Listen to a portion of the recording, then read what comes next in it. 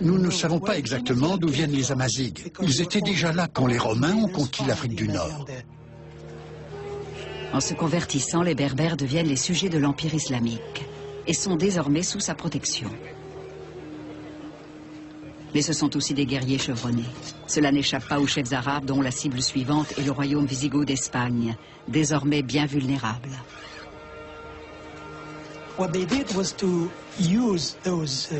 Les Arabes ont enrôlé les rudes guerriers berbères récemment convertis pour servir l'Empire islamique. C'est ainsi que la grande majorité de l'armée qui a envahi la péninsule ibérique était composée d'Amazighs, c'est-à-dire de Berbères.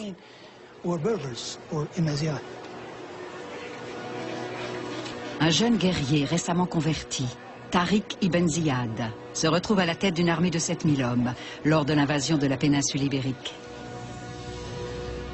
En 711, moins d'un siècle après sa naissance, l'islam franchit les 14 km du détroit de Gibraltar qui sépare l'Europe de l'Afrique du Nord.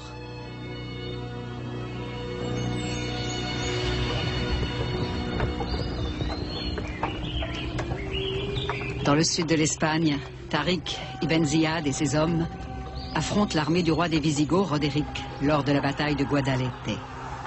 D'après la légende, il aurait dit à ses hommes « N'en doutez jamais, quand les deux armées se feront face, vous me verrez chercher ce Roderick, tyran de son peuple, pour le défier au combat, si Dieu le veut. »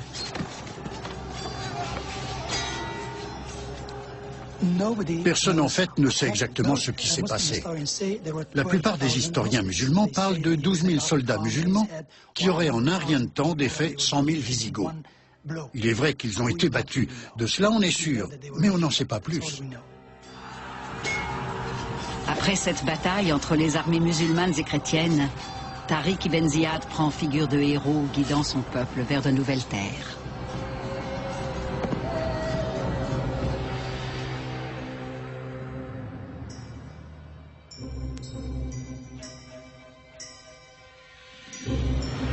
En 711, l'islam s'étend jusqu'à l'Espagne, une contrée déjà riche de l'héritage de l'Empire romain chrétien, mais aussi des cultures juives et wisigothiques.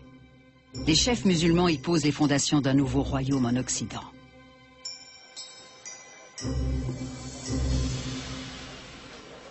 Dans les villes conquises, les armées musulmanes trouvent des alliés parmi les juifs persécutés. À l'arrivée des Arabes en 711, la situation ne pouvait que s'améliorer pour les Juifs. D'un point de vue de minorité, l'islam offrait effectivement des avantages certains. D'après la légende, les musulmans auraient même fourni des armes aux Juifs qui les aident à combattre les Visigoths. Selon des historiens musulmans de l'époque, Tariq ne disposait pas de suffisamment de soldats pour consolider sa position dans les villes conquises. Il y installait des garnisons juives d'occupation jusqu'au retour des musulmans. En 732, presque toute la péninsule ibérique est contrôlée par l'Empire islamique. Le nouveau territoire est appelé Al-Andalus. Durant les décennies suivantes, les marchés d'Al-Andalus deviennent des lieux de rencontres, animés, où les cultures se mélangent.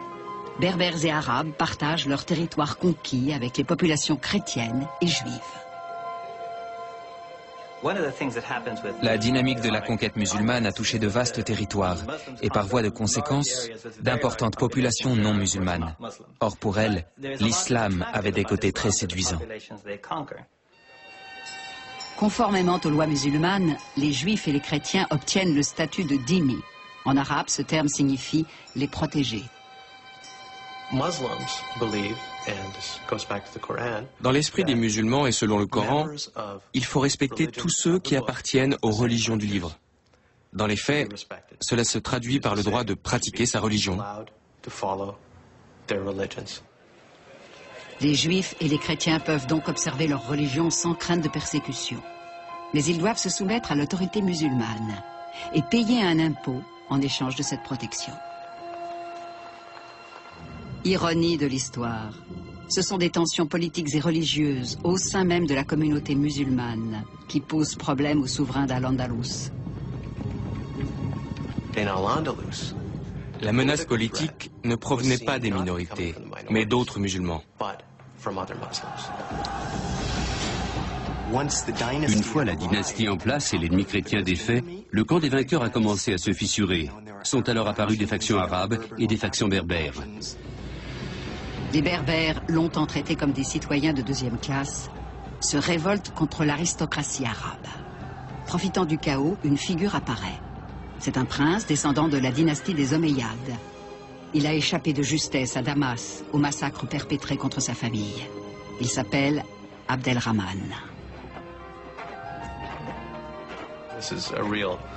Abdelrahman a, au sens propre du terme, couru et nagé pour échapper à la mort. Après de nombreuses aventures, il a réussi à quitter la Syrie pour l'Égypte, puis l'Afrique du Nord dont sa mère berbère était originaire. Grâce à sa famille, il a pu atteindre Al-Andalus.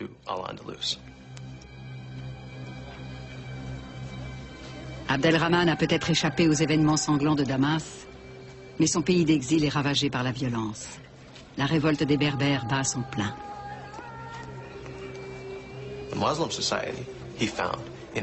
La société musulmane d'Al-Andalus était secouée par d'importants conflits entre des factions rivales.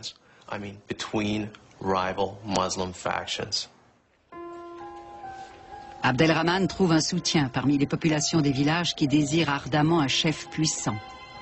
Ce fils d'une berbère et d'un arabe a les qualités requises pour apaiser les tensions entre les deux groupes.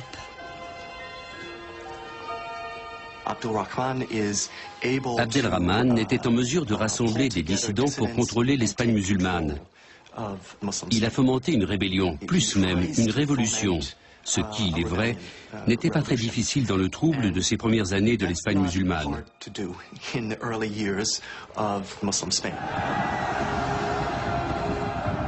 Abdelrahman unifie la population et affronte Youssouf Al-Firi, le gouverneur corrompu d'Al-Andalus, à la bataille du Guadalquivir. À l'arrivée d'Abdelrahman en Espagne, le gouverneur et les détenteurs de postes importants n'étaient pas franchement ravis. À leurs yeux, il n'était pas un libérateur, mais une menace. Il défiait directement leur autorité. Il les a effectivement tous écrasés, systématiquement.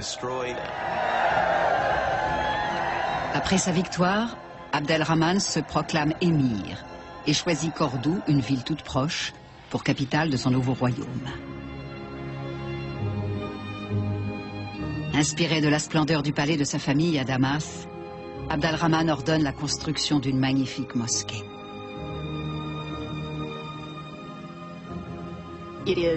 À l'époque, la mosquée était l'un des plus grands bâtiments au monde. Elle avait été construite sur le site de la principale église chrétienne de Cordoue. Cette mosquée respire l'histoire. En même temps, ces magnifiques arcs à 2 étages en briques rouges et pierres blanches attirent le regard vers le ciel et lui confèrent une dimension spirituelle évidente. Pour le 8e siècle, c'est incroyable. Le mihrab est une niche qui indique aux fidèles en prière la direction de la Mecque. Richement orné, il amplifie également les paroles de l'imam pendant la prière. La mosquée de Cordoue a été construite par des artisans byzantins, au premier chef un maître d'œuvre de Constantinople. Outre sa compétence, il a aussi apporté des caisses entières de petites mosaïques en verre, introuvables en Espagne.